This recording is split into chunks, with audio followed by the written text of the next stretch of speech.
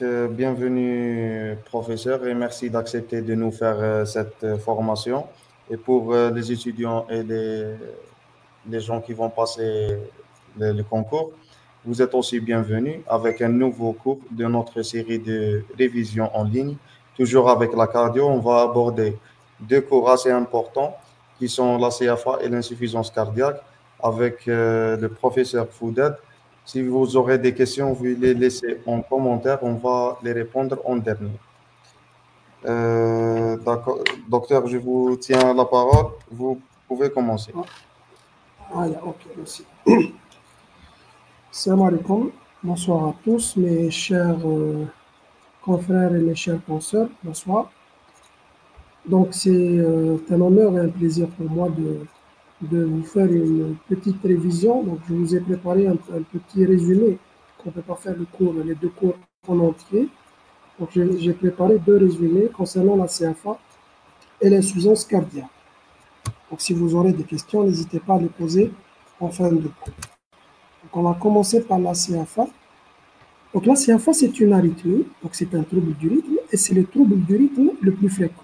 Donc, sa fréquence et sa prévalence augmentent avec l'âge, et au-delà de 70-80 ans, il peut dépasser 10% dans cette tranche d'âge-là. Et vu le vieillissement de la population, on voit qu'il y a de plus en plus de cas d'ACFA, et c'est pratiquement le trouble du rythme qu'on voit le plus, si ce n'est pas pratiquement le seul qu'on voit tous les jours aux urgences.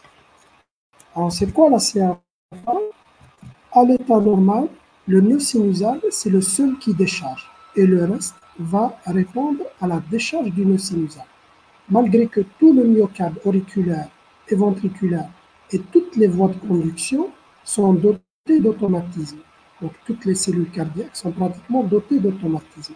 Mais c'est la loi du plus fort. Celui qui a la décharge ou la vitesse de décharge la plus élevée, c'est lui qui commande, et c'est le nœud sinusal qui commande à l'état normal. Donc, il va décharger, il va activer les oreillettes, dépolarisation auriculaire qu'on voit à l'ECG sous forme d'une onde de P, suivi par la suite de l'activité mécanique, c'est la contraction auriculaire. Ensuite, l'influx va passer au niveau du nœud et au niveau des ventricules, il va dépolariser les ventricules, il va donner donc un QRS. Ensuite, c'est la repolarisation ventriculaire, c'est le ST et l'onde de T. Ça, c'est l'activité électrique normale du cœur qui est assurée par la seule dépolarisation du nœud, et tout le reste va répondre à la dépolarisation du nœud sinusal. Alors, dans le cas de la CFA, donc, il y a une anomalie. Habituellement, soit les oreillettes sont surchargées, elles sont dilatées, il y a une anomalie métabolique, et parfois c'est sans cause évidente. Alors, dans ce cas-là, il va y avoir de multiples foyers qui déchargent. On a plusieurs foyers qui déchargent, comme vous les voyez comme ça en rouge, et elles vont décharger à la fois à une fréquence très rapide, de 400 à 600. Donc, c'est nettement plus élevé que la fréquence de décharge du nœud sinusal, donc ils vont étouffer le nœud sinusal. Alors, c'est 400 à 600 par minute. C'est la vitesse de décharge des foyers de la CFA. Aucun n'arrive à dépolariser complètement l'oreillette, parce qu'il y a une compétition entre ces foyers-là, et chacun va décharger à une fréquence de 400 à 600. Le résultat, c'est qu'il n'y a plus d'onde P, il n'y a plus d'activité électrique normale, synchrone de l'oreillette. Il y a une disparition de l'onde P, il y a une trémulation de la ligne de base. Il n'y a pas d'activité au niveau de l'oreillette, parce qu'aucun influx parmi ces 400 à 600 n'arrive à dépolariser complètement l'oreillette. Donc, il n'y a plus de systole auriculaire, il n'y a plus de contraction au niveau de l'oreillette. Donc, il y a une perte de la systole auriculaire et une perte du remplissage actif. Ces 400 à 600 influx arrivent au niveau du nœud. Et heureusement, il y a le nœud, il va essayer de filtrer. Sinon, s'il ne filtre pas, ces 400 à 600 passent au niveau des ventricules, et c'est la fibrillation et l'arrêt cardiaque. Alors, les 400 à 600, il va essayer de filtrer, il va lutter contre ces 400 à 600, mais de temps en temps, un influx passe. Ces 400 à 600. Ce qui fait que le rythme est anarchique. De temps en temps, comme ici, il y a un influx qui passe. Ça va donner un QRS, une dépolarisation au niveau des ventricules. Après un certain temps, un deuxième influx passe. Ça va donner donc un autre QRS. Après un autre temps, plus court ou plus long, ça dépend. Il y a un autre QRS et ainsi de suite. Donc, c'est une arythmie ventriculaire. Le rythme ventriculaire est irrégulier. Parmi les 400 à 600, un certain nombre va passer de façon anarchique. Et généralement, le nombre qui passe à l'état habituel sans traitement, c'est entre 100 et 150. Donc, c'est une tachycardie habituelle, parce qu'au-delà de 100, on parle d'une tachycardie. Et on parle d'une tachyACF. Donc, le résultat, c'est quoi? Il n'y a pas d'activité auriculaire, il n'y a pas de systole auriculaire, il n'y a pas d'endopée, trémulation de la ligne de base, des QRS inéquidistants, anarchiques, et donc un rythme ventriculaire irrégulier. Donc, c'est ça la CFA. Alors, quelles sont les conséquences de la CFA? La première conséquence hémodynamique, elle est due à la perte de la systole auriculaire. Donc, il n'y a pas de remplissage actif. Et quand on sait que le remplissage est fait du remplissage rapide, le remplissage lent, qui est pratiquement insignifiant, et le remplissage actif. Alors, le remplissage actif, il représente à l'état habituel jusqu'à 30 voire 40% de l'ensemble du remplissage. Et donc, quand on n'a pas de systole, on va perdre 30 à 40% du volume du remplissage du ventricule gauche et droit. Et donc, le volume de remplissage des ventricules diminue, et donc le volume éjecté diminue, et il y a une tendance à la chute du débit cardiaque. En même temps, comme le sang il va stagner au niveau de l'oreillette, il n'y a pas de passage du sang de l'oreillette vers les ventricules, il n'y a pas de systole. Comme le sang il va stagner au niveau des oreillettes, ensuite il va stagner en amont, au niveau de la circulation pulmonaire pour l'oreillette gauche, et au niveau des veines caves supérieures et inférieures pour l'oreillette droite, ça va donner des signes d'insuffisance cardiaque. Donc, la première conséquence, c'est la conséquence hémodynamique. Perte de systole auriculaire, diminution du volume de remplissage, tendance à la chute du débit cardiaque. Comme il y a une diminution du volume de remplissage, donc le sang il stagne au niveau des oreillettes, ensuite en amont des oreillettes, et ça va donner les signes de stase et donc les signes d'insuffisance cardiaque. La deuxième conséquence, c'est la conséquence thromboembolique. Donc, le sang il stagne au niveau de l'oreillette, et l'oreillette elle va donc tendre à se dilater. Et donc, le sang il va stagner, il y a une tendance à la formation de thrombus, surtout au niveau de l'auricule. Surtout l'auricule gauche qui est un cul-de-sac, c'est une poche, où le sang il a une tendance à stagner à ce niveau-là. Donc, on voit facilement la constitution de thrombus au niveau de l'oreillette gauche au cours d'une ACFA, et un accident embolique peut survenir, notamment l'AVC, où la CFA est la principale cause d'AVC embolique. Donc, on a deux conséquences hémodynamiques et thromboemboliques. Alors, quelles sont les étiologies de la CFA? Il y a plusieurs étiologies. D'ailleurs, c'est pour ça que la CFA est très fréquente. Le premier groupe d'étiologies, ce sont les étiologies cardiaques. Et on voit pratiquement que toutes les cardiopathies peuvent entraîner une ACFA. Toute cardiopathie qui peut mettre l'oreillette gauche ou l'oreillette droite sous pression, surtout l'oreillette gauche, parce que les cardiopathies gauches sont plus fréquentes, peut entraîner une ACFA, comme les valvulopathies, notamment les valvulopathies mitrales. Le rétrécissement et l'insuffisance mitrale vont dilater l'oreillette gauche, et donc on aura la naissance de ces foyers arythmogènes, et le passage de la CFA est très fréquent dans les valvulopathies mitrales. On a la cardiopathie ischémique, parce que dans la cardiopathie ischémique, le ventricule gauche est atteint, et comme le ventricule gauche est atteint, les pressions vont augmenter d'abord au niveau des ventricules, ensuite l'oreillette se dilate, et on aura une tendance à la CFA. Même chose pour la cardiopathie hypertensive, l'HTA, atteint le ventricule, ensuite l'oreillette, cardiopathie hypertrophique, quand il y a une compression du cœur, comme un épanchement péricardique aigu ou chronique, ou bien quand il y a une atteinte primitive du cœur, comme dans la CMI. Ça, c'est les cardiopathies. Et puis, on a les causes extracardiaques qui sont également fréquentes. Alors, la plus fréquente, c'est l'hyperthyroïdie, ce qui fait qu'on cherche toujours la dystéroïdie, on fait toujours le bilan thyroïdien au cours d'une ACFA. Donc, l'hyperthyroïdie peut entraîner une ACFA. On a l'intoxication éthylique, ce qu'ils appellent la FA du samedi soir, quand il y a une intoxication éthylique aiguë. On a toute cause de pathologie bronchopulmonaire qui entraîne une hypoxie.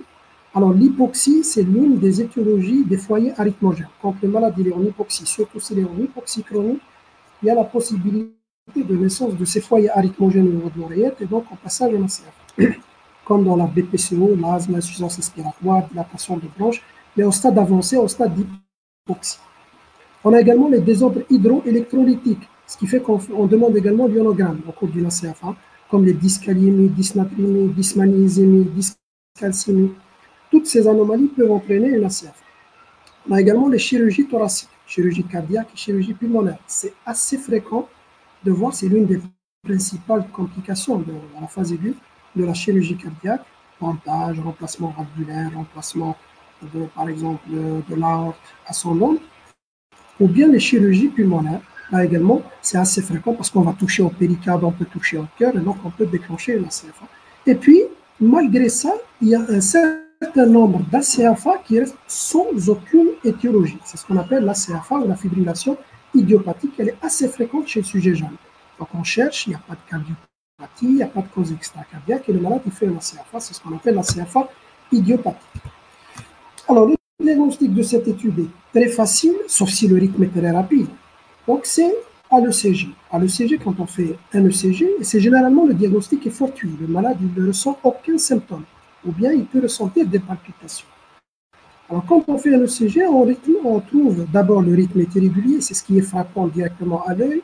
Le rythme est irrégulier, les QRS sont inéquidistants, donc l'intervalle entre les différents QRS n'est pas le même, et puis on ne va pas domper, il y a une disparition dompée. C'est suffisant pour dire que c'est une ACFA.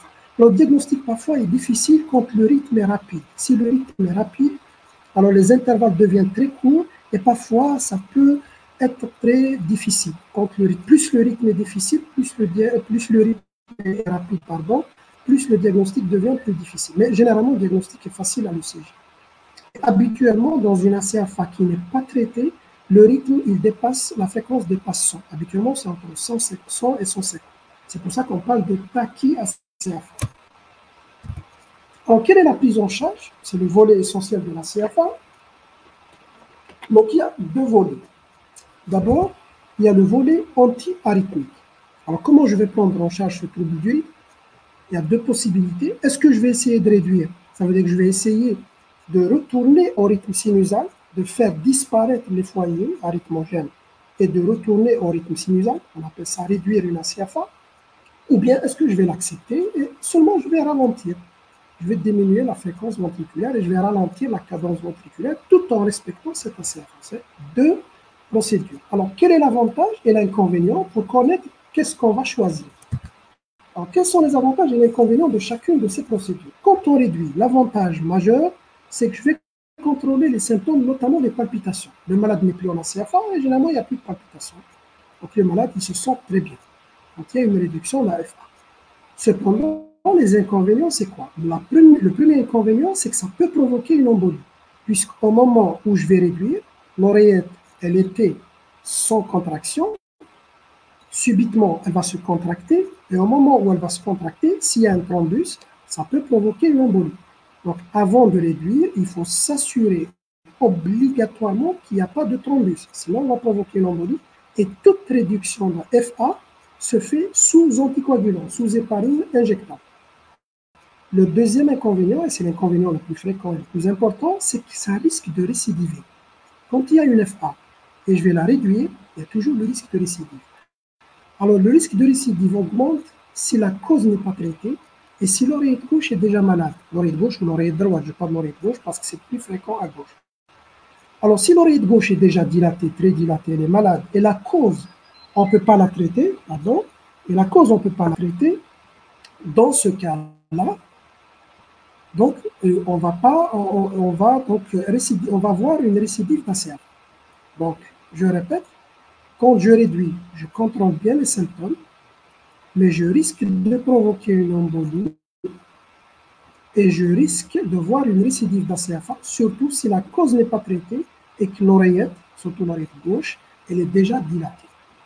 Quels sont les avantages et les inconvénients pour ralentir une FA? Le premier avantage, et c'est le principal avantage, c'est que c'est exactement le même pronostic et la même mortalité qu'une FA réduite. Donc, il ne faut pas penser qu'une FA ralentie, le pronostic est moins bon qu'une FA réduite. Non, c'est exactement le même pronostic. Quand on réduit une ACFA, c'est la même mortalité, c'est le même risque de décompensation, c'est le même risque d'insuffisance cardiaque, etc. Seulement, quand on réduit, on va contrôler bien les symptômes, surtout les palpitations. Donc, même pronostic. Et quels sont les inconvénients? C'est qu'on ne contrôle pas les symptômes et le malade, il ressent toujours les palpitations. Donc, on peut déduire facilement quand est-ce que je choisis de réduire et quand est-ce que je choisis de ralentir. Je réduis si j'ai les avantages et j'élimine les inconvénients. J'ai l'avantage, ça veut dire que je réduis chez un patient très symptomatique qui est gêné par les symptômes. Quand j'élimine le risque d'embolie et j'élimine le risque de récidive, donc quand c'est une cause que je peux traiter, et que l'oreillette n'est pas très dilatée. Donc, je répète, je réduis le malade symptomatique, il n'y a pas de risque de récidive, l'oreillette gauche n'est pas très dilatée, et la cause, je peux la traiter. Exemple, une ACFA du sujet jeune, une oreillette gauche, c'est récent, une oreillette gauche pas très dilatée, je peux réduire. Une ACFA de la dystéroïdie, l'hyperthyroïdie, je peux traiter l'hyperthyroïdie de façon curative, et l'oreillette gauche, si elle n'est pas dilatée, je peux réduire. Une ACFA de l'IDM à la phase aiguë, parce que c'est transitoire. Une ACFA de la chirurgie cardiaque, c'est aigu, c'est transitoire. Une ACFA de la chirurgie thoracique, c'est récent, c'est transitoire. Par contre, je ralentis chez un patient où la cause est ancienne et qu'elle n'est pas traitée, par exemple, ou on ne peut pas la traiter, et l'oreillette est déjà très dilatée. Exemple, je prends les exemples des valvulopathies. Vous avez un patient, même s'il est jeune, une jeune dame qui a par exemple un RM serré en ACFA, une oreillette gauche qui est déjà très dilatée, je ne vais pas la réduire parce que je sais que même si je la réduis, l'oreillette gauche est dilatée, il y a directement une récidive. Des fois, on voit une récidive immédiate. On réduit le malade le matin et le soir, il y a une récidive. Donc, ça, c'est pour la réduction et le ralentissement d'une ACFA. Ensuite, le deuxième volet, c'est le traitement antithrombotique. Est-ce que je vais anticoaguler ou non le malade pour le but de prévenir les accidents thromboemboliques? Alors, premièrement, le volet antiarythmique. Alors, si j'ai opté pour réduire une FA, c'est le cas d'une ACFA récente, cause que je peux traiter, une oreillette qui n'est pas très dilatée, etc. Deux questions, quand est-ce que je vais réduire et avec quoi je vais réduire? Alors, quand je vais réduire, si l'ACFA date de moins de 48 heures, je réduis immédiatement. Parce qu'en moins de 48 heures, le thrombus n'a pas le temps de se constituer. Donc, je peux réduire immédiatement. Je sais que le risque de constituer un thrombus au niveau de l'oreillette en moins de 48 heures est très fort. Donc, je peux réduire immédiatement si la CFA date de moins de 48 heures et la réduction se fait toujours sous épargne. Exemple, un patient jeune, il vient aux urgences, il a des palpitations depuis 12 heures, importantes, on fait un ECG, on tombe sur la CFA. C'est moins de 48 heures, c'est une ACFA, je fais l'écho, c'est une OG qui n'est pas dilatée, très dilatée, il n'y a pas de valvulopathie. Dans ce cas-là, je peux réduire directement sous épargne. Deuxième cas, si je ne sais pas le début de la CFA, je ne le sais pas, ou bien je suis sûr qu'elle dépasse 48 heures. Dans ce cas-là, je ne peux pas réduire immédiatement parce qu'il y a le risque de constitution de thrombus. Et si je réduis immédiatement, je peux provoquer une embolie. Alors, qu'est-ce que je fais? Il y a deux schémas possibles, ou deux protocoles possibles. Le premier protocole, c'est que j'attends 3 semaines d'anticoagulation efficace. J'anticoagule le malade pendant 3 semaines par antivitamine K, ABK ou AOD, et je le convoque 3 semaines après pour réduire la CFA. Deuxième cas, je peux éliminer directement le thrombus, mais pas par écho transthoracique, par écho transœsophagien. Donc, si je veux réduire immédiatement et que la CFA date de plus de 48 heures ou je ne sais pas son ancienneté, je fais immédiatement une ETO. S'il n'y a pas de thrombus, je vais réduire cette CFA parce que seul l'ETO peut visualiser l'auricule gauche. Voilà pour la première question, quand est-ce que je vais réduire? La deuxième question, avec quoi je vais réduire? Alors, il y a deux protocoles. Je peux réduire soit avec choc électrique externe, le malade est convoqué, ou bien il est hospitalisé en hôpital du jour, courte anesthésie générale, en masque, et on fait un choc électrique externe. Il faut vérifier au préalable la calémie. Donc, il ne faut pas que le malade soit en dyscalémie, surtout en hypocalémie. Ça peut provoquer des troubles du rythme si on choque le malade alors qu'il a une dyscalémie. Il faut également arrêter les digitaliques au moins 3 jours pour la digoxine et 7 jours pour la digitaline. La digitaline n'est plus utilisée, on va dire 3 jours. Il faut arrêter les digitaliques depuis au moins 3 jours avant de faire le choc électrique externe parce qu'on peut provoquer, dans les deux cas, sous digoxine ou quand il y a une hypocalémie, on peut provoquer des troubles du rythme graves. Ou bien on peut réduire avec des médicaments. Alors il y a 2 médicaments disponibles chez nous, c'est la cordarone, l'amiodarone et la flécaïne. On a 2 antiarythmiques. L'amiodarone, l'avantage, c'est qu'on peut l'utiliser quel que soit l'état cardiaque. L'inconvénient, c'est qu'elle a beaucoup d'effets secondaires, d'hystéroïdie, dépôt cornéen, photosensibilité, fibrose pulmonaire, etc. La flécaïne, l'avantage, c'est qu'elle n'a pas beaucoup d'effets secondaires, mais on ne peut l'utiliser que lorsque le cœur est normal, il n'est pas pathologique, il n'y a pas de cardiopathie ischémique, etc. Pour la cordarone et la flécaïne, la dose habituelle de la cordarone, c'est une dose très élevée, 30 mg par kilo. La cordarone, c'est des comprimés à 200 30 mg pour quelqu'un, par exemple, qui pèse 60, ça tombe 1800. Donc, 9 comprimés à la fois. Le malade vient, il prend 9 comprimés de cordalone, s'il pèse 60, par exemple, il va prendre 9 comprimés et on attend la réduction. Pour la flécaïne, la dose habituelle, c'est 2 comprimés. Ça, c'est pour la réduction médicamenteuse ou électrique, et là, on a le choix. Alors, si j'ai opté pour ralentir une FA, c'est une FA ancienne, la cause est là, valvulaire par exemple, on ne l'a pas traité, l'oreillette gauche est très dilatée, donc il n'y a pas de chance vraiment de réduire une FA dans ce cas-là, je vais tenter de la ralentir seulement. D'autant plus que je sais, si je la ralentis, c'est le même pronostic qu'une FA réduite. Avec quoi je peux ralentir? Alors, si les patients, ou le patient il a une FEVG au-delà de 40, il n'a pas de dysfonction VG systolique, fraction d'éjection au-delà de 40, j'ai le choix entre 3 molécules, c'est les bradykardisons bêta-bloquants, inhibiteurs calciques bradykardisons, le tildium, alors le verapamil n'est pas disponible chez nous, c'est l'isoptine. Alors on a le tildium, le dithiazème. Ce n'est pas le loxane, ce n'est pas la nicardipine. La nicardipine, il est utilisé dans les poussées hypertensives, dans le traitement de l'HTA. Donc c'est un inhibiteur calcique à effet vasculaire, donc il n'est pas à effet cardiaque. Donc il faut prendre des inhibiteurs calciques à effet cardiaque. Bradykardisons, ce qu'on a chez nous, c'est le dithiazème, c'est le tildium, ou bien les bêta-bloquants, ou bien la dioxine.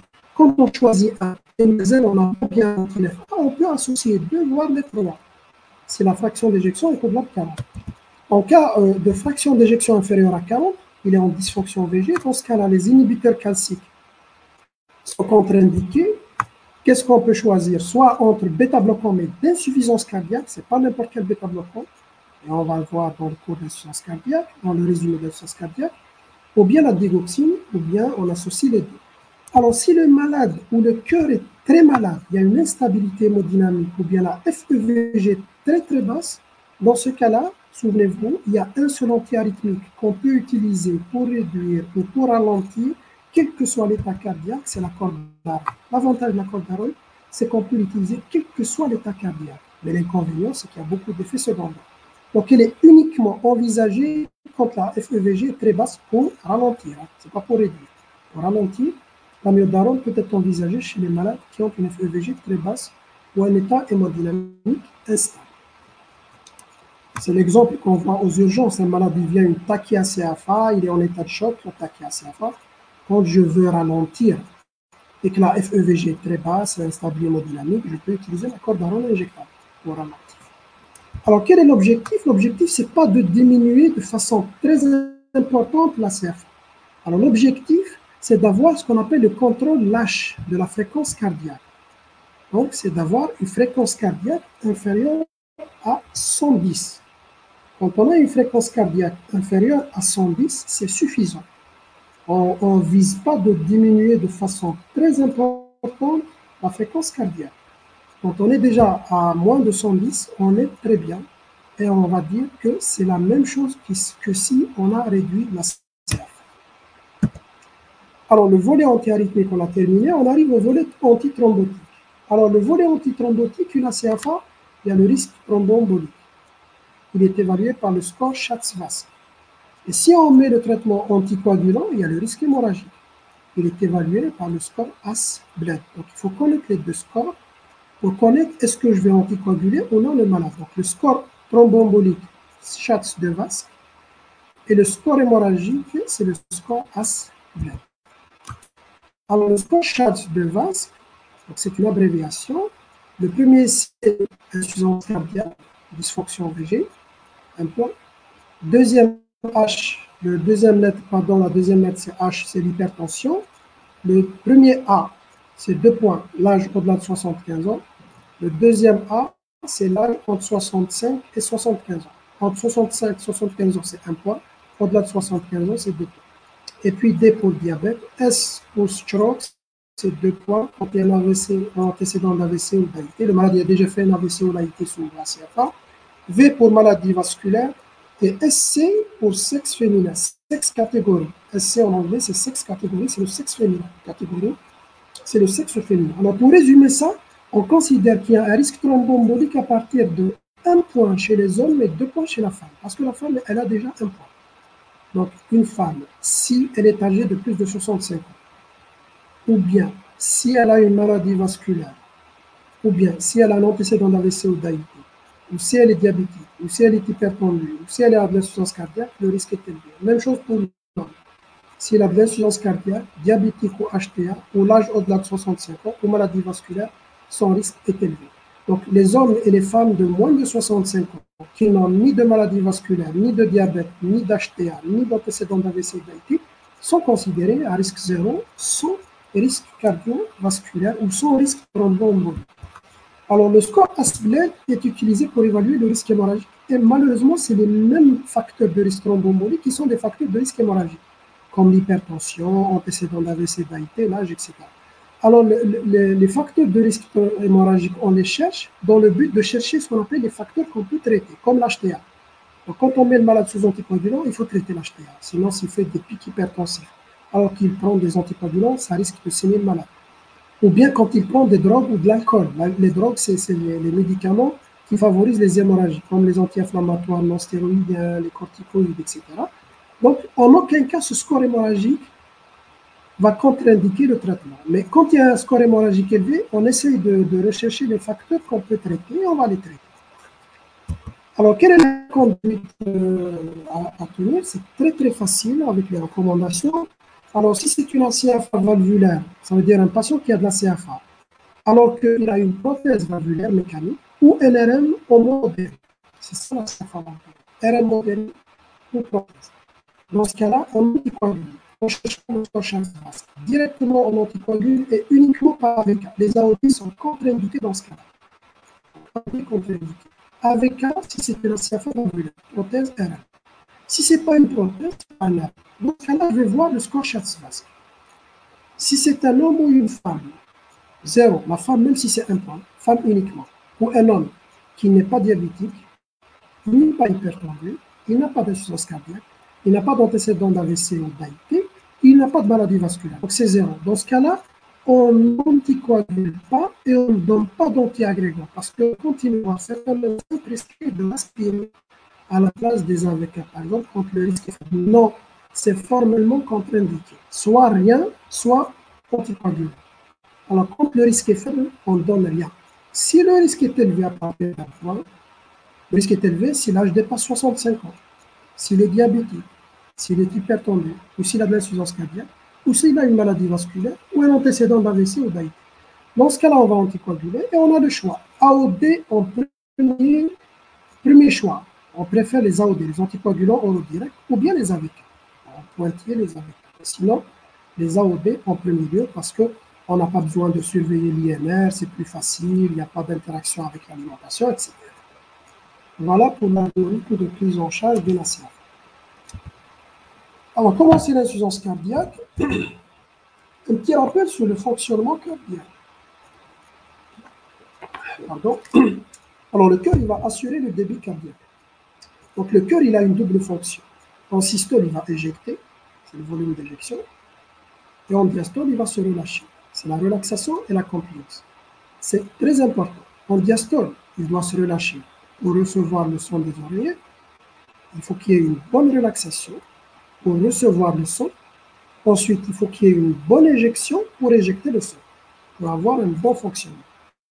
Alors, s'il y a une atteinte de la fonction diastolique, il n'y a pas un bon remplissage, il n'y aura pas une bonne éjection et le son, il va stagner. C'est l'insuffisance cardiaque.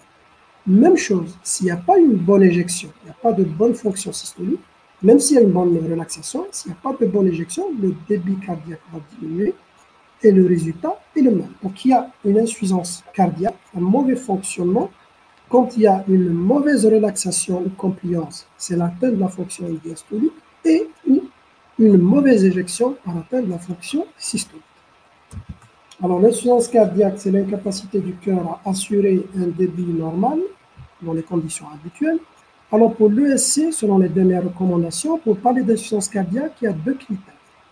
Le premier critère, il faut que le malade présente des symptômes. Soit il a déjà présenté, ou bien il présente actuellement. Il n'y a plus de terme d'insuffisance cardiaque latente, sans aucun symptôme. Donc, il faut qu'il y ait des symptômes, soit actuels, soit dans le passé, des symptômes évocateurs. On va voir quels sont les symptômes évocateurs d'insuffisance cardiaque. Et deuxièmement, il faut qu'il y ait la preuve de l'atteinte cardiaque de ce qu'on a dit, une atteinte de la fonction systolique et ou de la fonction diastolique. Et la preuve se fait par des examens d'imagerie et le meilleur examen, c'est l'échocardiographie. Parce que c'est anodin, c'est disponible partout, c'est pas très cher. Bon, le meilleur examen pour voir le cœur, c'est l'IRM cardiaque. Mais on ne peut pas quand même demander une IRM cardiaque pour toute insuffisance cardiaque ou pour toute suspicion d'insuffisance cardiaque. Le plus disponible, le moins cher, c'est l'échocardiographie. Donc la préférence est donnée à l'échocardiographie. Donc deux critères, symptômes, plus la preuve d'une atteinte de la fonction systolique et ou diastolique. Alors, quelle est la classification de l'insuffisance cardiaque? On peut classer l'insuffisance cardiaque selon plusieurs critères. Premier critère, c'est la localisation. Alors, le cœur gauche est atteint. Quand le cœur gauche est atteint, il y a toujours une stase en amont. En amont du cœur gauche, l'oreillette gauche, c'est les veines pulmonaires et l'artère pulmonaire. Donc, on aura des congestions, de la congestion des signes congestifs au niveau des poumons. Et ça va donner de la dyspnée. Parce que les poumons sont surchargés de liquide, mauvaise oxygénation, le malade est étouffé par le liquide, il aura de la dyspnée d'effort, de l'orthopnée et des râles crépitants à l'auscultation. Ça, c'est les signes congestifs pulmonaires. Quand c'est le cœur droit qui est malade, le sang il va stagner en amont, avant l'oreillette droite, le cœur droit. Qu'est-ce qu'il y a? C'est les veines caves supérieures et inférieures, et on aura des signes congestifs veineux. Turgescence, des veines jugulaires, reflux, œdème, acide, hépatomégalie, etc. Et quand il y a l'association des deux, on parle d'une insuffisance cardiaque globale. Bien sûr, il ne faut pas attendre l'association de tous les signes pour parler d'insuffisance cardiaque gauche. La présence d'un seul signe va faire penser à l'insuffisance cardiaque gauche ou droite. Et quand il y a l'association de 1 ici et de 1 par là, on parle d'une insuffisance cardiaque globale. Alors, selon l'atteinte de la fonction systolique ou diastolique, on parle d'une insuffisance cardiaque systolique ou à fraction d'éjection réduite quand c'est une atteinte de la fonction éjection systolique. Et dans ce cas-là, à l'écho, on trouve une fraction d'éjection inférieure à 40.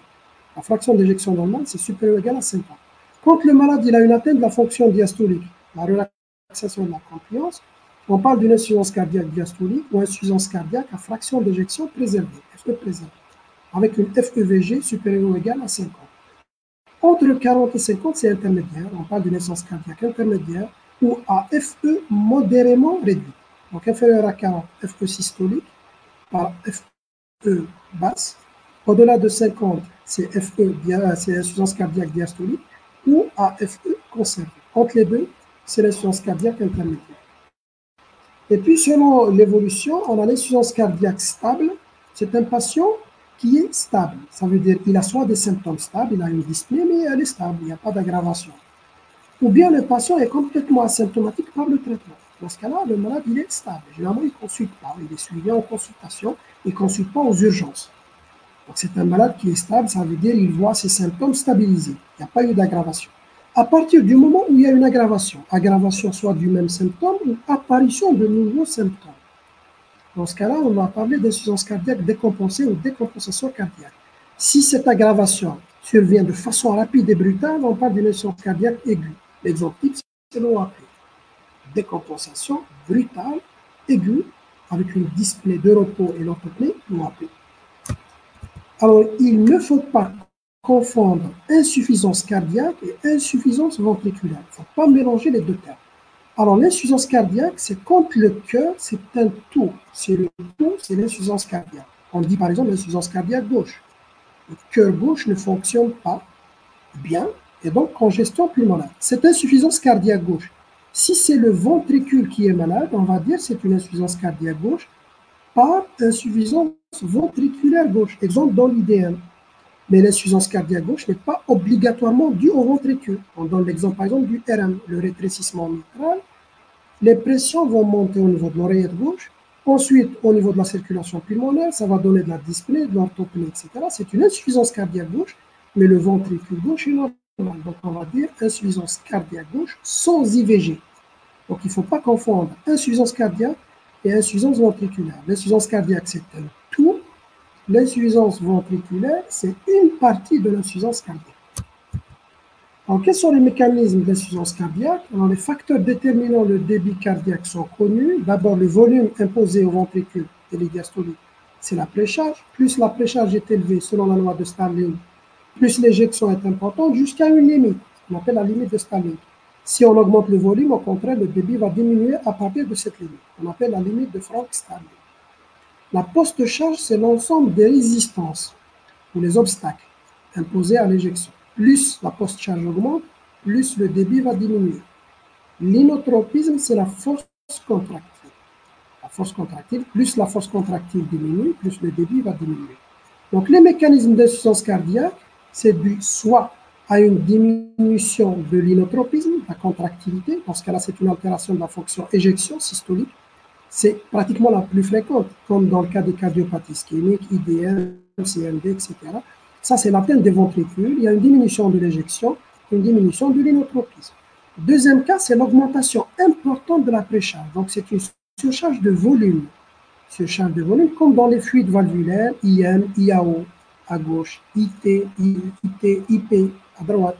C'est les fluides valvulaires qui vont surcharger en volume les ventricules. Ça va augmenter de façon très importante la précharge et ça diminue par la suite le débit cardiaque. Le troisième mécanisme, c'est l'augmentation de la post-charge, l'augmentation des résistances. Par exemple, l'augmentation des résistances à gauche, l'HTA. Augmentation des résistances à droite, l'HTAP, hypertension artérielle pulmonaire, ou l'embolie pulmonaire, c'est un obstacle à l'éjection. La CMH, cardiomyopathie hypertrophique, c'est une obstruction au niveau du ventricule gauche. Ça peut entraîner une obstruction et donc une augmentation de la post-charge. Voilà les trois mécanismes et les principales étiologies, on peut les déduire. On peut déduire les principales étiologies d'insuffisance cardiaque. Alors, les mécanismes de compensation, toute insuffisance cardiaque peut entraîner par la suite une diminution du débit, c'est la définition. Ensuite, ça va entraîner une hypotension et une hypoperfusion, d'où l'activation des systèmes de compensation. Alors, le système de compensation le plus important, c'est la stimulation neurohormonale. On a deux systèmes essentiellement activés, le système sympathique et le système rénine-angiotensine-aldostérone. Alors, le système sympathique va entraîner une tachycardie, donc action chronotrope positive. Le débit cardiaque, c'est le volume d'éjection fois la fréquence cardiaque. Quand on a une accélération de fréquence cardiaque, on va augmenter le débit.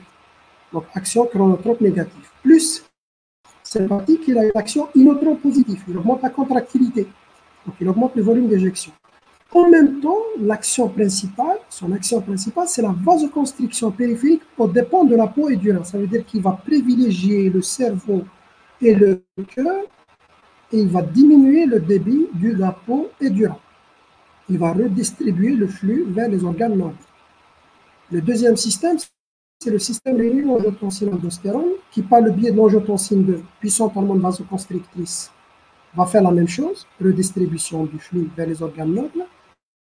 Et l'aldostérone est une hormone qui va entraîner une rétention hydrosodée, donc ça va augmenter la précharge et puis ça augmente le débit selon la loi de Frank-Starling.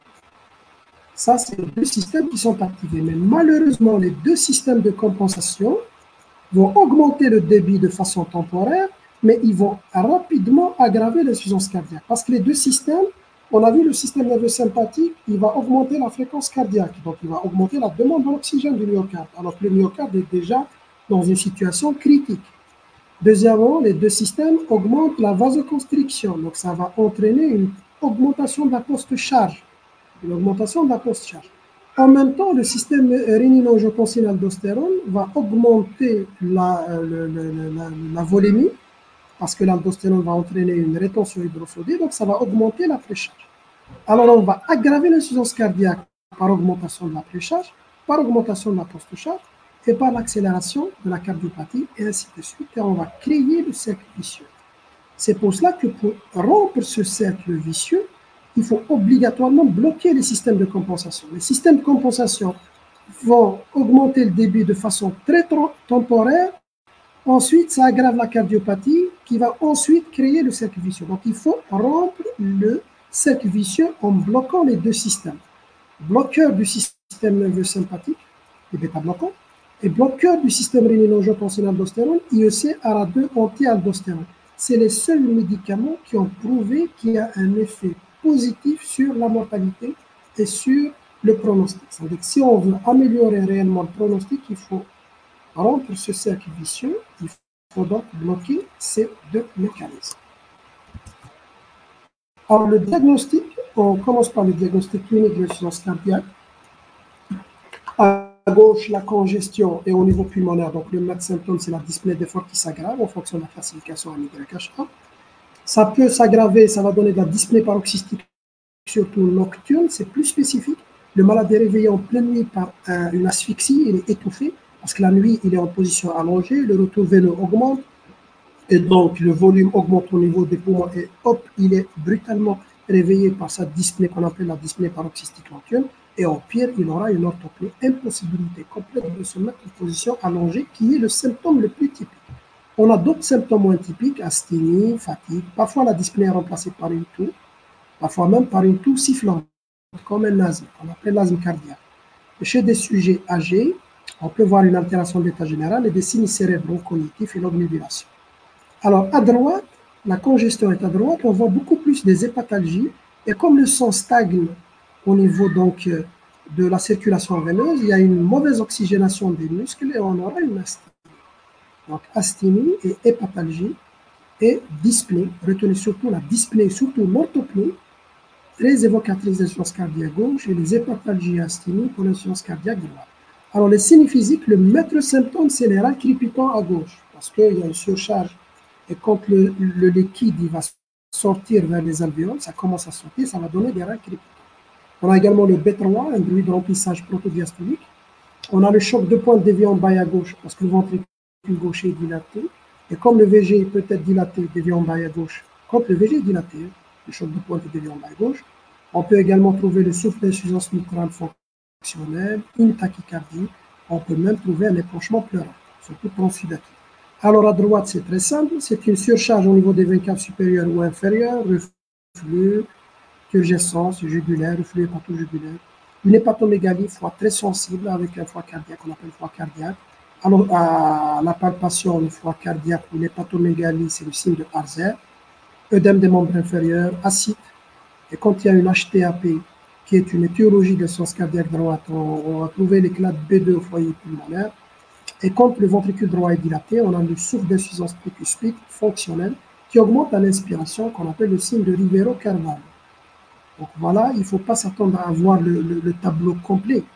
Retenez surtout les signes les plus importants, dyspnée, orthopnée, dyspnée paroxystique fonctionnelle gauche, crépitant B3 pour physique gauche. Alors à droite, ça c'est simple à retenir, turgescence, reflux, hépatomégalie, acide, etc. Et pour les signes fonctionnels, c'est surtout les hépatalgies. Alors les examens paracliniques, le téléthorax et le CG, les deux examens premiers généralement qu'on demande aux urgences ou bien même en consultation. Alors, pour l'insuffisance cardiaque gauche, on peut trouver une dilatation des cavités gauches, VG, OG, et la surcharge pulmonaire. Donc, l'insuffisance cardiaque gauche, le sang stagne au niveau des poumons, on a des signes de surcharge pulmonaire.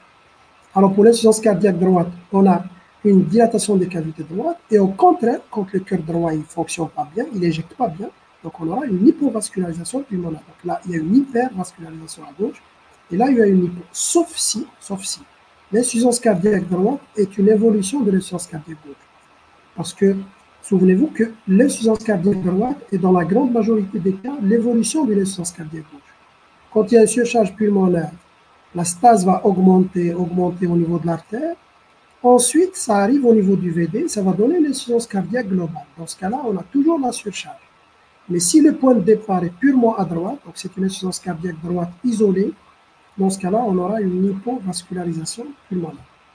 Alors, le CG à gauche, il y a une dilatation des cavités gauches, donc on peut trouver l'HVG, l'HAG, les blocs de branche gauche et les troubles du rythme. Et à droite, dilatation des cavités droites, donc on va chercher l'HAD et l'HVG. Hypertrophie auriculaire droite, hypertrophie ventriculaire droite. Quels sont les signes au téléthorax d'une dilatation des cavités gauches? Alors, l'arc inférieur gauche, c'est le ventricule gauche, donc quand il est dilaté, c'est l'arc inférieur gauche allongé avec une pointe plongeante sous-diaphragmatique. L'oreillette gauche, elle n'est pas visible sur le téléthorax de face. Et quand elle est dilatée, elle arrive au niveau de l'arc moyen gauche et de l'arc inférieur droit. Elle va donner le double bosse de l'arc moyen gauche et le double contour de l'arc inférieur droit. Donc, oreillette gauche, là, elle est en pointillé, avec la main. Plus elle se dilate, plus elle arrive au niveau des deux arcs. Arc moyen gauche et arc inférieur droit, pour donner le double bosse à gauche et le double contour à droite. Alors, on a la dilatation des cavités gauches et on a la surcharge pulmonaire. Le premier signe de surcharge pulmonaire, c'est la distribution vasculaire vers les sommets, c'est-à-dire les vaisseaux qui se dirigent vers les sommets. Vous voyez la direction des vaisseaux vers le haut. À l'état normal, un sujet normal qui n'a pas d'insuffisance cardiaque, les vaisseaux se dirigent vers le bas parce que les bases sont plus perfusées par rapport au sommet. Mais dès qu'il y a une insuffisance cardiaque, comme les sommets sont plus ventilés, il y a plus d'oxygène au niveau des sommets. Et comme le sang il stagne, il essaie une nouvelle source d'oxygène, il y aura une redistribution vers les sommets. Donc, les vaisseaux vont se diriger comme ça vers les sommets. Le premier signe, c'est la redistribution vasculaire vers les sommets.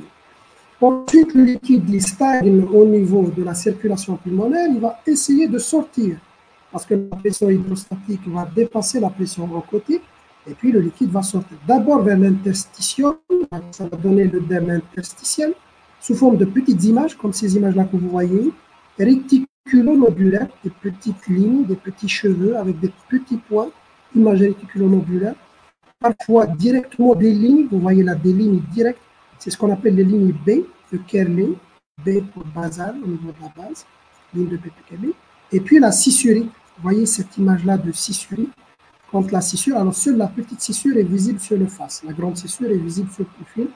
Donc là, c'est une image de scissurite, c'est une image d'œdème interstitiel. Donc ça, c'est les trois signes d'œdème interstitiel. Et une fois l'œdème arrive au niveau de l'alvéole, ça va donner l'image d'OAP, c'est le flou hilaire, comme ça, en aile de papillon. Donc des opacités de part et d'autre, et ça va donner une image en aile de papillon. Donc voilà les signes au téléthorax d'une surcharge pulmonaire de l'insuffisance cardiaque gauche. Pour l'insuffisance cardiaque droite, quand le VD est dilaté, l'arc inférieur droit, l'arc inférieur gauche, pardon, est allongé avec une pointe sus-diaphragmatique en sabot. Et quand l'OD est dilaté, il y a un débord de l'arc inférieur droit. Donc, débord de l'arc inférieur droit pour l'OD, arc inférieur gauche allongé avec une pointe sus-diaphragmatique pour le VD. Alors, à l'ECG, qu'est-ce qu'on a dit? On a trouvé les HVG à gauche. Alors, l'HVG, le critère principal de l'HVG, c'est l'augmentation des indices, notamment les indices de Sokolow. S en V1, R en V5, V6. Donc, on aura une augmentation de l'onde S en V1 et de l'onde R en V5, V6. Alors, il y a la différence entre surcharge de volume, qui va donner ce qu'on appelle la surcharge diastolique, et surcharge de pression, ça va donner une surcharge systolique à l'ECG. Donc, quand il y a une surcharge de volume, comme dans les fluides valvulaires, augmentation de la précharge, ça va donner une HVG diastolique, en surcharge de volume. Onde Q qui augmente d'amplitude, à gauche, V5, V6, et une onde T qui est positive. Alors, la surcharge de pression, quand il y a une augmentation de la post-charge, comme dans l'HTA, l'embolie, les CMH, etc. L'embolie, pardon, c'est pas l'embolie, c'est l'HTA et la CMH. L'embolie, c'est à droite. Quand il y a une surcharge de pression, augmentation de la post-charge pour le ventricule gauche, il y aura au contraire, c'est le contraire de l'HVG diastolique, disparition de l'onde Q en V5, V6, avec une onde T négative. Ça, c'est les signes d'HVG. Pour parler d'abord d'HVG, c'est l'augmentation des indices. Et pour faire la différence entre HVG systolique par surcharge de pression, diastolique par surcharge de volume, on voit l'onde Q et l'onde T. Alors l'HVD, qu'est-ce qu'elle va faire l'HVD? Il va avoir une déviation axiale droite. Donc l'axe est dévié à droite, à plus 90, et augmentation de l'amplitude de l'onde R en V1. Normalement, il y a une petite onde R, il y a une petite positivité à droite, plus le VD est dilaté, plus l'onde R va augmenter d'amplitude. Parfois même, il y a une onde R exclusive dans ce cas-là. Et l'image en V6, c'est l'augmentation de l'onde S. Au moment où il y a une petite onde S où il n'y a pas du tout d'onde S en V5, V6. Il y a une petite onde R, il n'y a pas du tout d'onde S en V5, V6 ou une petite onde S. Alors dans l'HVD, c'est le contraire. On aura une augmentation de l'amplitude de l'onde R en V1, V2, et on aura une augmentation de l'amplitude de l'onde S en V5, V6. Alors, pour les hypertrophies auriculaires gauche et droite, c'est très simple également à retenir, parce qu'on cherche l'HAG pour l'insuffisance cardiaque gauche et l'HAB pour l'insuffisance cardiaque droite. Le nœud sinusal, il est au niveau du toit de l'oreillette droite. Il va activer l'oreillette droite selon le vecteur vertical. Vous voyez en noir, c'est le vecteur vertical du haut vers le bas. Il va activer l'oreillette gauche de la droite vers la gauche, c'est le vecteur horizontal. Alors, si on prend l'onde P, le vecteur vertical, ça, c'est l'amplitude du haut vers le bas de l'onde P. Le vecteur horizontal, c'est la durée. Ça, c'est la durée de l'amplitude et ça, c'est l'amplitude. Donc, s'il y a une HAD, on aura l'augmentation du vecteur vertical et donc de l'amplitude, amplitude au-delà de 2,5 mm. S'il y a de l'HAG, c'est l'augmentation de la durée, parce que c'est le vecteur horizontal et c'est la durée, au-delà de 0,12. Si c'est les deux, augmentation de l'amplitude et de la durée, c'est l'hypertrophie bi-auriculaire. Alors, quel est l'algorithme diagnostique devant la suspicion d'une insuffisance cardiaque? Alors, le diagnostic a été également très simplifié. On a rajouté le dosage des peptides natriurétiques. Avant, ça a été plus simple. On fait l'examen, on fait le CG, et si on suspecte, il y a un seul signe, par exemple, le malade il a une prédisposition, il a un signe clinique ou un signe fonctionnel, ou bien il y a une anomalie à l'ECG, HVG, HVD, etc. D'emblée, on fait l'écho. On va chercher la preuve de l'atteinte de la fonction systolique et diastolique, parce que souvenez-vous, toujours, diagnostic d'insuffisance cardiaque, symptômes plus preuve de l'atteinte de la fonction systolique ou diastolique. Mais pour ne pas demander des échocardiogrames pour n'importe quel symptôme, ça a été plus simplifié, on va dire, bon, on va pas très simplifié, mais pour faire le triage par le dosage des peptides natriurétiques. Alors, si on suspecte par la présence de symptômes ou d'un ECG pathologique, on va demander le dosage des BMP ou NT-proBNP s'ils sont disponibles. Alors, si les BMP, NT-proBNP sont positifs, là, on ne peut pas retenir le diagnostic. Il y a une indication à l'écho. Mais si les peptides natriurétiques sont négatifs, on est presque sûr qu'il n'y a pas d'insuffisance cardiaque. Il n'y a même pas lieu de demander l'écho, malgré la présence de symptômes. Et s'il n'y a pas de symptômes, le CG normal, etc., on demande l'écho. Donc voilà pour ce qui est, de l'algorithme diagnostique. Donc, présence d'une pathologie qui prédispose symptômes cliniques ou fonctionnels ou le CG, s'il n'y a pas tout ça, le diagnostic est peu probable, on ne demande rien. S'il y a au moins une prédisposition ou un symptôme ou un ECG pathologique, avant on demande directement l'écho. Là, on peut passer par le dosage des peptides natriurétiques, parce que si les peptides sont négatifs, le taux est faible, voilà les limites. Si le taux est faible, on ne fait même pas l'écho. On est sûr que l'insuffisance cardiaque est peu. Mais s'il est positif, on va demander l'écho. Alors, quelle est l'évolution et les facteurs pronostiques de l'insuffisance cardiaque? Alors, l'évolution est envisagée selon les modalités suivantes. Le malade peut évoluer vers la guérison, la stabilisation, surtout s'il y a un traitement spécifique curatif. Sur le traitement spécifique curatif, par exemple valvulaire, on l'opère, remplacement. Par exemple, une cardiopathie ischémique, on va faire un pontage ou une angioplastie. Donc, s'il y a un traitement spécifique, on peut guérir ou stabiliser parfaitement le malade. Sinon, s'il n'y a pas surtout de traitement spécifique, l'évolution se fait vers des épisodes de décompensation. Le malade, il va faire plusieurs décompensations au cours de son évolution. Et voilà les facteurs qui vont décompenser le malade, surtout l'écart de régime et la mauvaise observance thérapeutique. Quand il ne prend pas ses médicaments, il y a un écart de régime essentiel. Il y a un passage en ACFA, on a vu, quand il y a un passage en ACFA, le débit est diminué de 30 à 40%, il n'y a plus de remplissage actif. Quand il y a une demande à l'augmentation, déjà le débit est diminué, et là, il y a une circonstance qui demande à augmenter le débit, comme la grossesse, la thyrotoxicose, l'hyperthyroïdie, l'anémie ou la fièvre. Donc, généralement, on voit deux pics. Quand il y a des infections, notamment en hiver, c'est les premiers facteurs de décompensation. Ils font des grippes, des bronchopneumopathies, etc., le Covid, par exemple. Et le malade, il va décompenser. Et en hiver, avec les fêtes, etc., il y a des écarts de régime et on aura des décompensations. Et puis, la poussée hypertensive. Voilà les principaux facteurs de décompensation. Et malheureusement, le malade, plus il fait des décompensations, moins il va répondre au traitement. Donc, plus il fait des décompensations, il rentre à l'hôpital, il est hospitalisé. On le stabilise. La prochaine décompensation, il va répondre moins au traitement jusqu'à arriver à l'insuffisance cardiaque globale réfractaire au traitement. Passage. Et dans ce cas-là, malheureusement, il peut évoluer vers le décès, surtout s'il n'y a pas de traitement spécifique.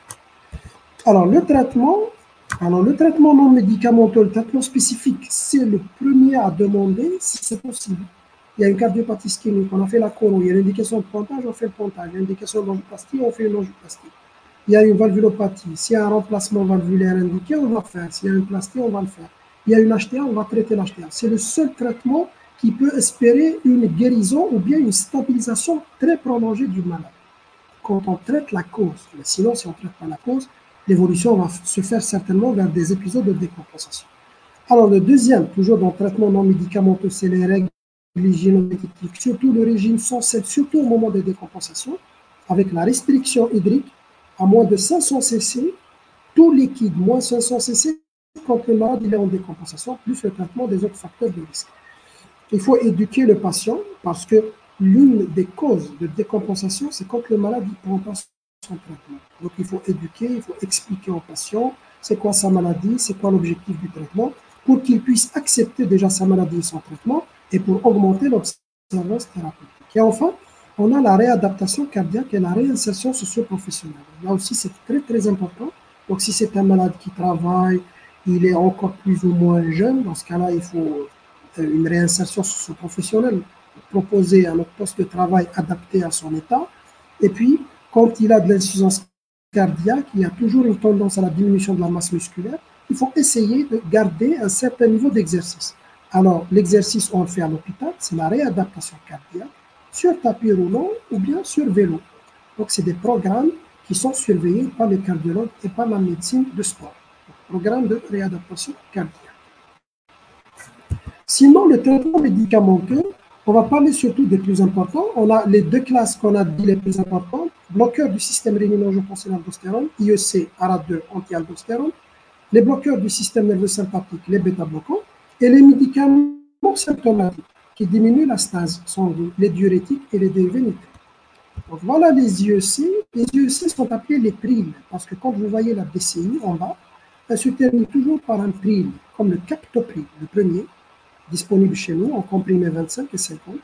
Vous avez le ramipril, c'est le Triatec, les comprimés à 2,5, 5 et 10.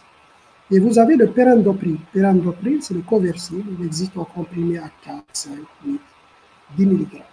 Donc là, les IEC, c'est des bloqueurs du système rénino-angiotensin-aldostérone. On les donne à petite dose et on augmente progressivement.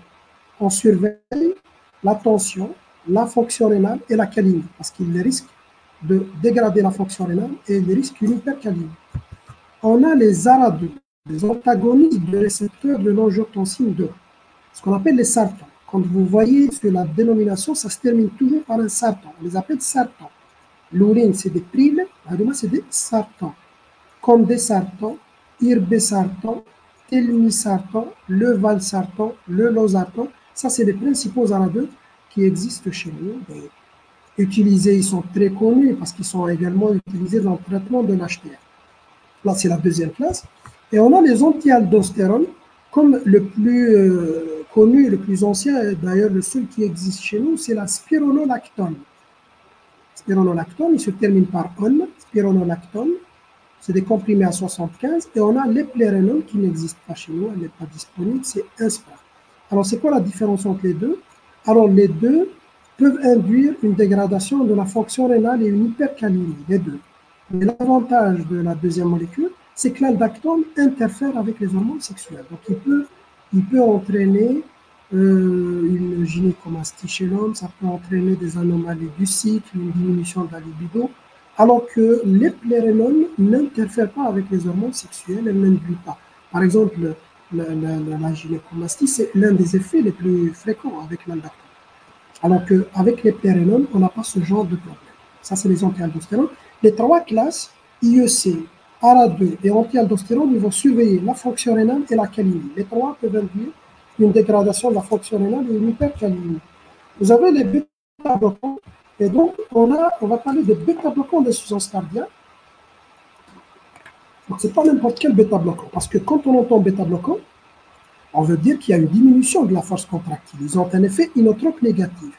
Mais les bêta-bloquants ont un effet bénéfique. C'est quoi leur effet bénéfique? C'est l'effet chronotrope négatif. Ils diminuent la fréquence cardiaque, donc ça diminue la consommation d'oxygène donc, du myocarde. Donc, on a cherché des bêta-bloquants qui vont avoir un petit effet inotrope négatif, pas trop important, et un bon effet chronotrope négatif. Et on les a appelés bêta-bloquants d'insuffisance cardiaque. Ce n'est pas n'importe quelle molécule. Alors, actuellement, le seul qui est disponible chez nous, c'est le carvedilol, c'est le plus ancien, c'est le premier, Dinacar.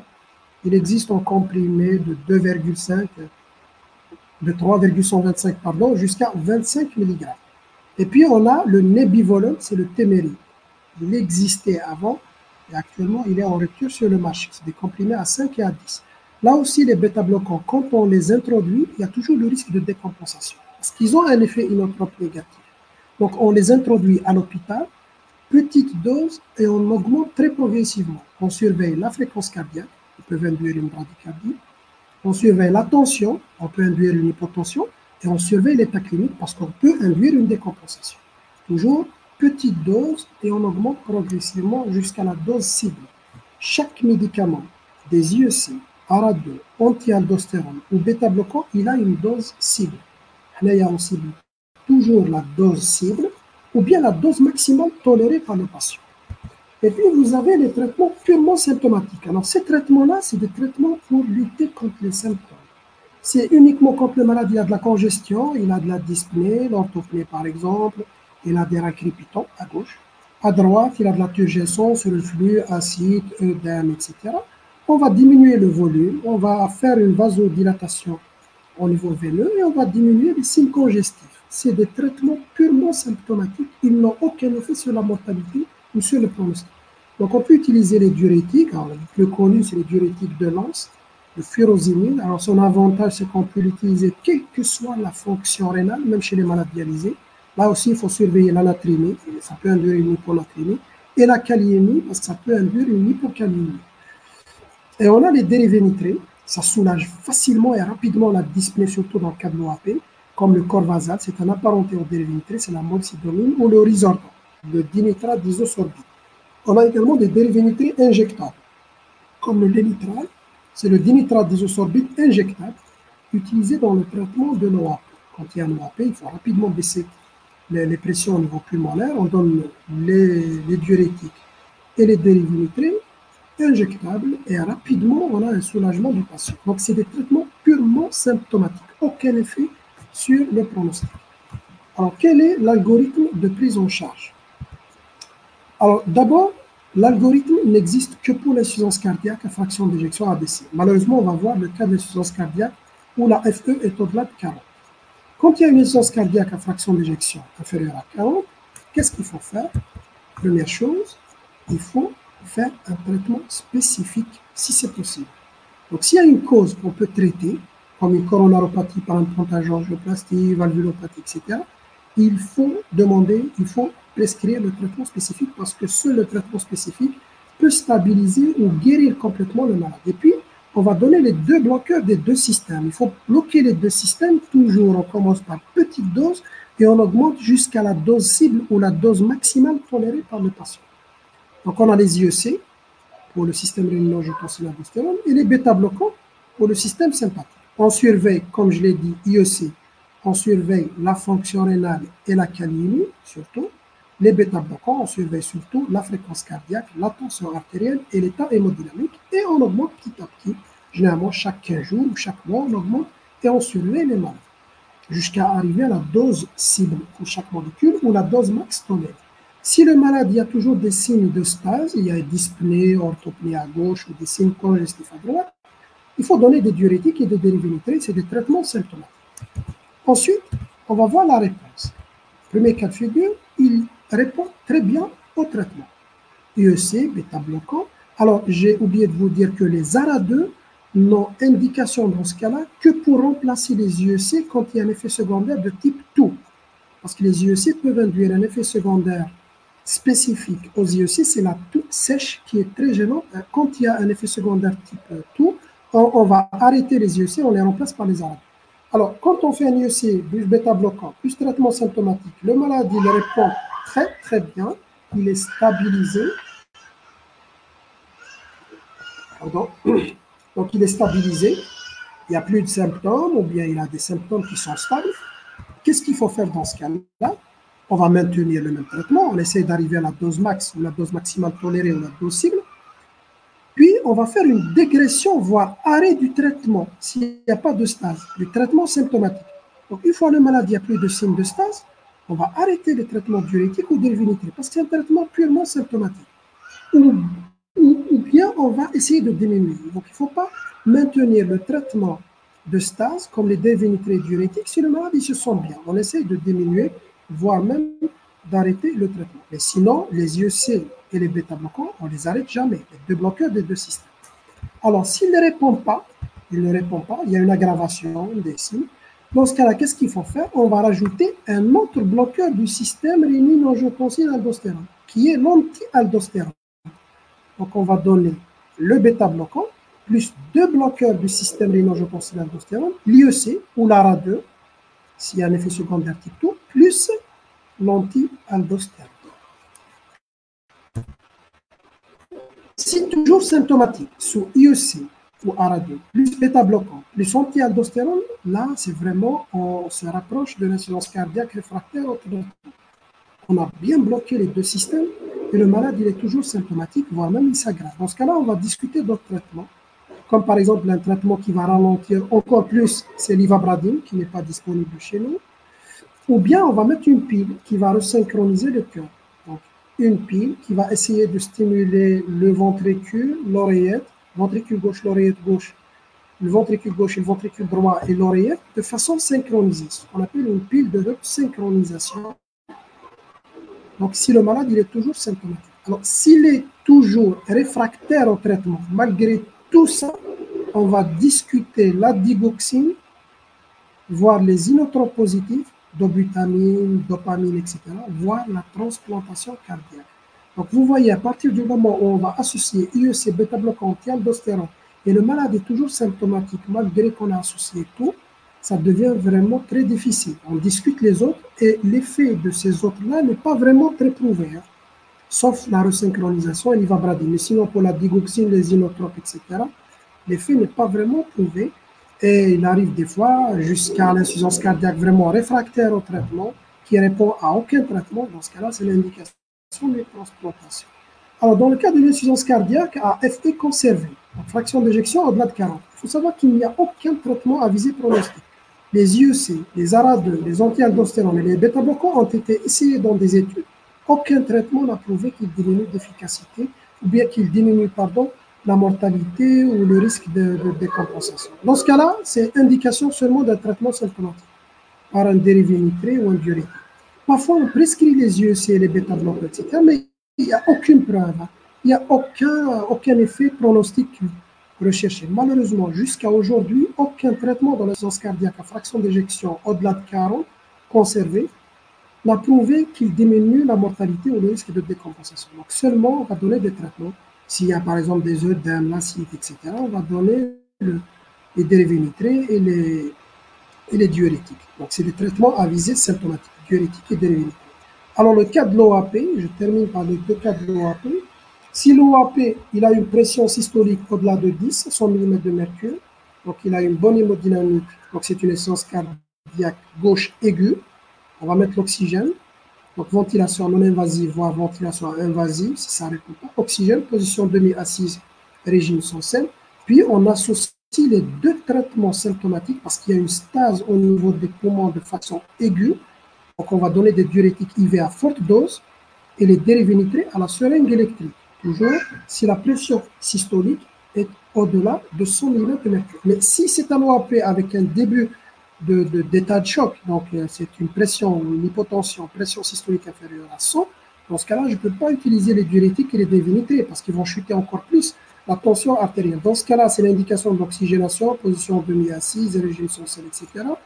On va donner des inotropes positifs, type dobutamine, voire même la noradrénaline, jusqu'à ce que la tension ou la pression artérielle dépasse 100 mm. Et dans ce cas-là, on va utiliser par la suite les diurétiques et les dérivés nitrés. Voilà, et je vous remercie pour votre attention.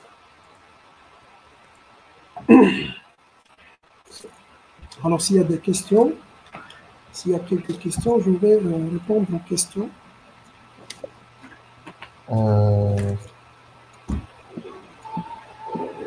Merci, docteur.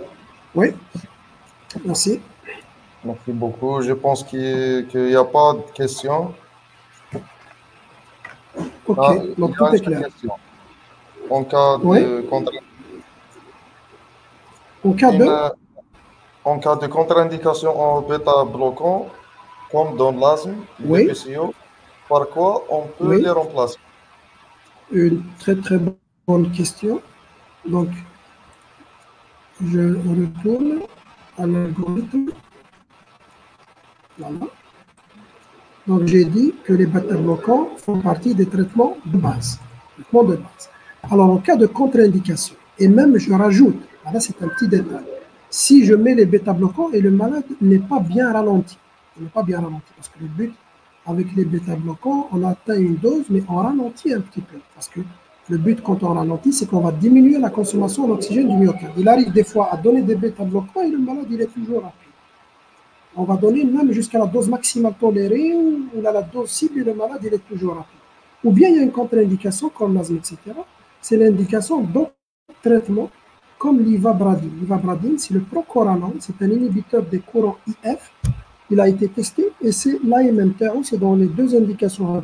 Quand il y a une contre-indication au bêta-bloquant, ou bien quand le malade, il est toujours symptomatique sous bêta-bloquant. Malheureusement, nous, il n'est pas disponible. Qui n'est pas disponible. Donc, quand il y a vraiment une contre-indication, on est vraiment bloqué. On est vraiment bloqué, on va arrêter les bêta-bloquants et on continue avec le traitement. Si les inhibiteurs calciques bradycardisants sont contre-indiqués, on peut utiliser la digoxine. La digoxine, elle peut ralentir un petit peu.